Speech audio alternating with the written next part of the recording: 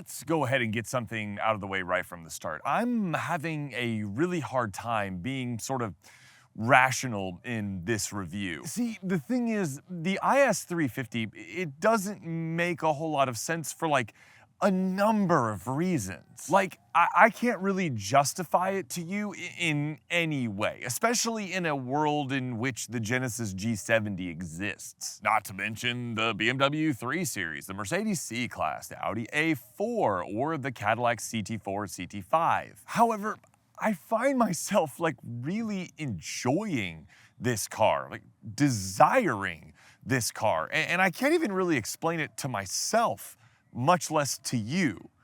But stick around because I'm gonna try.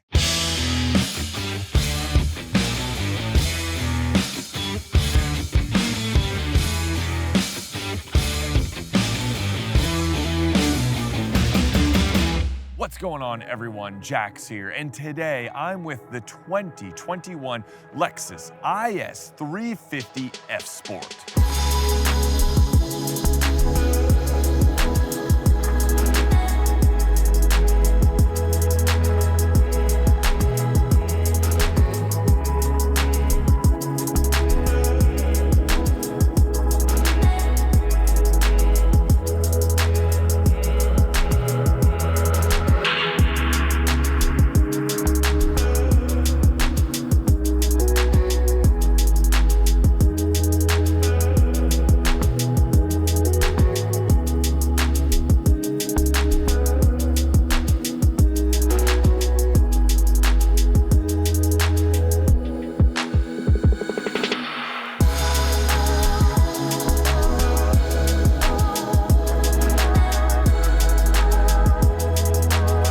Honest with you, maybe it's the style, because I freaking love the way this car looks. I thought it looked good in pictures when it was first shown, but it is downright delicious in person. It looks short and low and wide in this sort of Stormtrooper F Sport look. The black mirrors and black accents and black wheels and carbon spoiler just enhance the look perfectly. Always bet on black. If this thing had blacked out windows, I probably wouldn't give it back to Lexus. I would just run away somewhere into the North Georgia mountains and disappear. Honestly, this might be Lexus's best looking vehicle after the LC, and I kind of really like where they're taking their sort of toned down design philosophy. Plus, it has a rear light bar, and there are a lot of design cliches that can go die in a fire. That escalated quickly.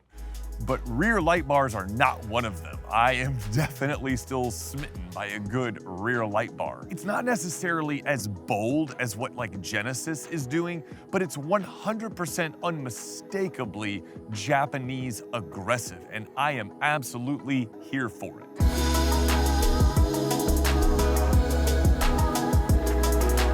But unfortunately, here is where the sort of justifications begin. The IS350 is powered by a 3.5-liter V6, making 311 horsepower and just 280 pound-feet of torque, which was impressive in 2008. What do you mean? It's hooked to an 8-speed automatic transmission that sends power through a Torsen limited slip differential to the rear wheels. That gets you 60 miles per hour in like 5.7 seconds thereabouts, which is sort of just adequate in this class of vehicle. The big pro here is the smoothness of the powertrain. The V6 is as smooth as butter, as smooth as silk, as smooth as the Nintendo game Marble Madness, remember that?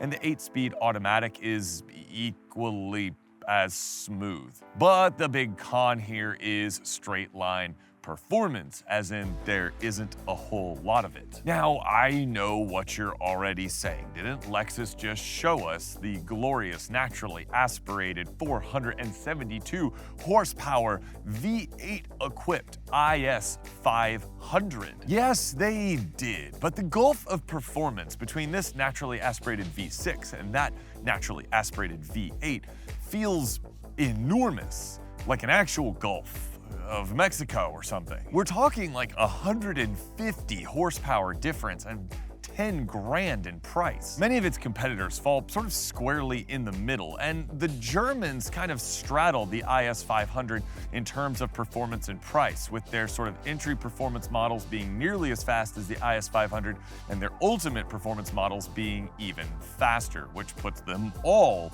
way ahead of this IS 350. That gives buyers a much greater breadth of performance and a lot of different options to choose from that all exceed what the IS 350 is capable of. The driving experience seems similarly compromised, although I'm mainly comparing it to the Genesis G70 because that's what I've driven the most recently. For more on that, check out my driving impressions video that I'm dropping tomorrow, or if you're watching this at some time in the future, To the future! the link is in the description, of course.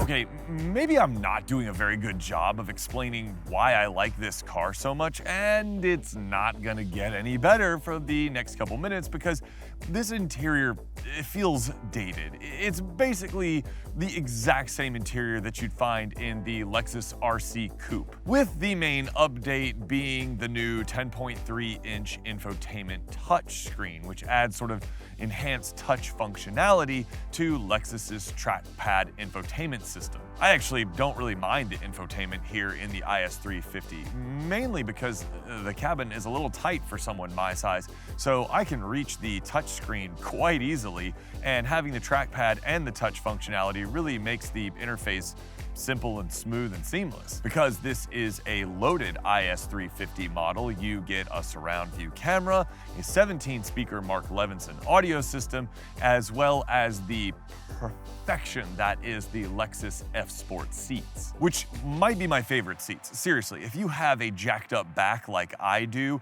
you will absolutely love Lexus's F Sport seats. They are superb. But what you don't get are power folding mirrors, a wireless charger, or any kind of meaningful upgrade in interior materials. The Genesis G70 tries way harder to show off how upscale it is. And that's a bit annoying because you do have a freaking CD player and a cruise control stock from the 1990s. It is tight as a drum inside though, with nary a squeak, a rattle, or a protest coming from any of the materials, and it's genuinely a fairly quiet place to be. It just feels a bit dated, mainly because it is.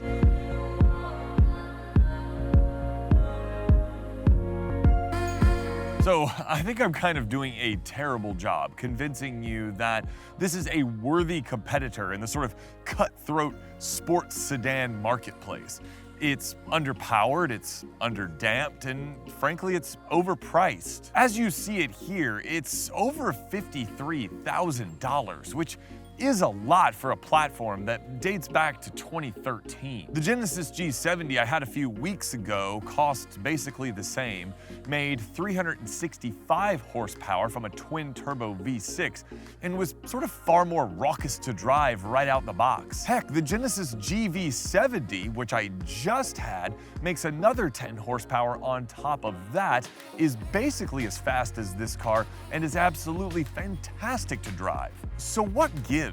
Why do I keep making all these excuses for the IS 350 F Sport? Okay, first and foremost, I'm just freaking over the moon in love with the way that this thing looks, and I don't even know why, but just look at it. It's so compact and purposeful looking. I just adore it. I actually kind of like that it feels sort of shrink-wrapped around me in the driver's seat. I don't mind that it's a little tight inside. I love the little F Sport steering wheel, and if you watch my driving impressions video tomorrow, I really like the man-machine interface. There's the intangibles about this car that Lexus really gets right, and I dig that. Sure, the suspension needs to be tightened up a little bit, and the transmission still needs to be more aggressive in Sport Plus mode, but there's a sort of eagerness and playfulness in the chassis where it's just begging to be let off the leash just to see what it can do. I find that really compelling for some reason, that I could take this car home, modify it slightly, make it my own, sort of make it reflect me, and it'll just get better and better. Like, it's a great starting point of a platform. I think that's what it is that really has me kind of into this car. It's a starting point. Plus, I mean, did I adequately convey how much I love the looks? Because I really love the looks. Let me sum up by saying this. You probably shouldn't buy this car. The Genesis G70 gives you more for your money. The Cadillac CT4 makes 100 pound-feet of torque more than this car does. You could even load up a BMW 330i with all of the performance options for less than this car costs, and it would be basically the same speed and straight line performance. But even after all that, I would still give this car a hard look. You know me, I'm an enthusiast dad, so I cannot ignore the kind of practical side of me. And if I were buying something used, like a luxury sports sedan, this car would be very near the top, if not at the top, of my list. Okay, now Lexus, all that being said, can you send me that new IS 500? You know how I feel about your naturally aspirated V8 engine. I will throw objectivity out the window and I will only say good things about it. Forget my integrity, I will only praise it and lavish it with adoration and just all of the good things until I— Come on, it's clear. Yeah, anyway, come on Lexus, hook a guy up, will you? Guys, thanks so much for watching. Thanks for being a part of this channel. I'm very curious to know what you guys think about the IS350 because I feel like it hasn't really gotten a ton of attention since it debuted. It was sort of overshadowed by the TLX versus the Genesis G70 and how they stack up against the 3 Series. And then you have like the CT4 and CT5, which are very good handlers, very dynamic in their abilities. What do you think about this IS350? Is it worthy of consideration against all of those, or are you turned off by the sort of carry-over interior? I would love to hear your thoughts in the comments down below. Don't forget to like and subscribe if you got value out of this video. And until next time, guys, ride safe, drive safe, and I will catch you in the next review. All right? Peace.